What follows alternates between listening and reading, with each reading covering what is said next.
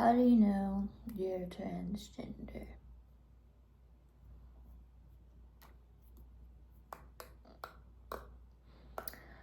Oh, let's start off with Christmas presents.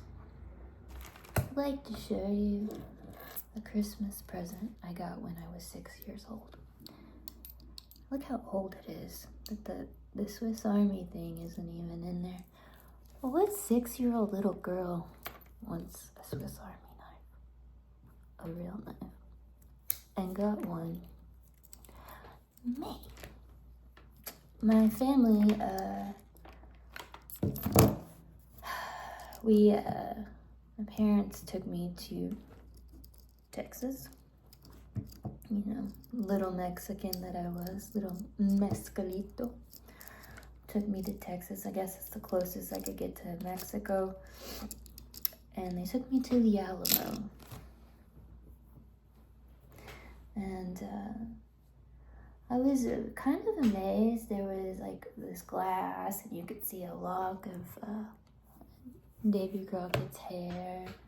It's a lot smaller than I thought. Not as impressive as the films make it. It looked kind of like a little box. And my dad was like, Dana, you can have anything you want. We're here in Texas at the Alamo.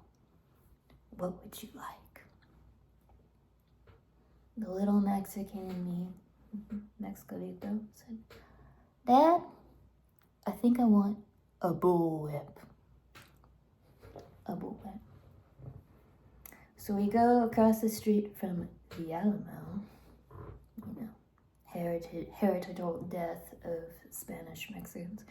We go across the street from the Alamo to this shop that had a giant plastic horse that you can either take a picture on.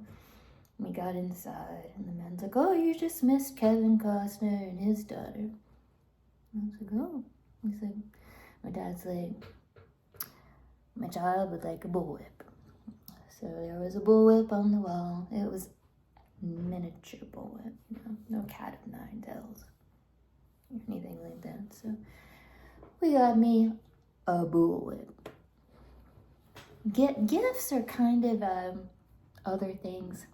Kind of some. My parents never questioned it. Never said, why? You know, wouldn't you want the señorita dress? Like, muy bonita? No, I wanted a bullwhip. I remember being 4 or 5, and my mother would be out. She was doing night school. And it was like nighttime with Dad. And there were a couple things that came on at night. It was Miami Vice and Cops. It was the best time ever watching Miami Vice and Cops. Of course, sometimes there were these women that would get out of the cop cars wearing like tights and mini skirts crying. And I'd be like, Dad, why is she so upset? And I'd cover my eye. But I would watch Cops and Miami Vice with my dad. My favorite show was The A-Team. First crush was Mr. T. And, you know, there I am. And, you know, my dad one night decides to teach me self-defense. He was in the Marine Corps, and there's apparently 20 ways you can kill a man with your hands. My brother wasn't very interested. Again, I was 4 or 5, just taking it all. Practicing over and over again all the things you could do to, you know, for self-defense, to kill someone. 20 ways with your hands. 4 or 5-year-old kid, just loving it up. Parents never questioned it. No. You know, there I was, you know, my dad's my best friend. Then there was the Boy Scout jealousy. Why does my brother get to go to Boy Scout? For him, it was a chore, unless it involved electronics. He didn't really like the outdoor things and the camping things. He liked the, you know, the chemistry kits and the things that blow things up and electrical things. But I was so jealous of Boy Scouts. So jealous. So they finally moved me. I got into elementary school, and they're like, Dana, you can go to Girl Scouts. And it was a little boring. And I don't know if they found out that I thought so. So one day, they did jujitsu. It was jujitsu day, and it was the best day of my life. I flipped my mom over my knee. I had arrived. It was the best thing ever. And I was so happy. And then again, you could pick one thing. If you wanted, what is your activity? And mine was horseback riding. And it was not the English pretentious horseback riding. It was the gritty, either let's learn Native American style or Western style. It was horseback riding, And my instructor had a hard time saying sir or ma'am too. She was amazing, and I knew then that she was amazing. And that's when I learned I didn't know my left from my right. I still don't know my left from my right, but, all these things I picked, my parents, okay, we'll figure out a way. No one questioned anything.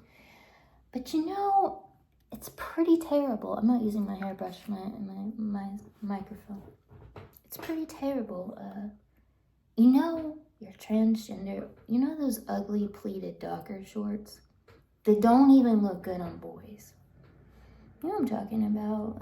They had like duck head and Dockers.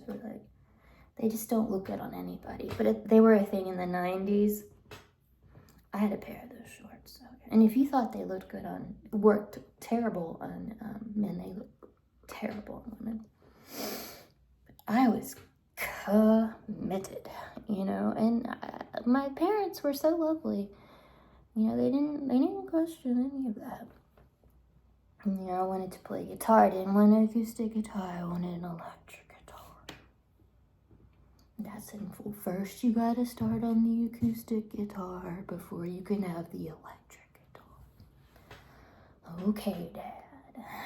So we started that way. And then there were, boys and bands. And I wanted to play just as good as them. But to be around them, you had to be somewhat attractive, to learn the skills, to be near boys in bands, to be in a band.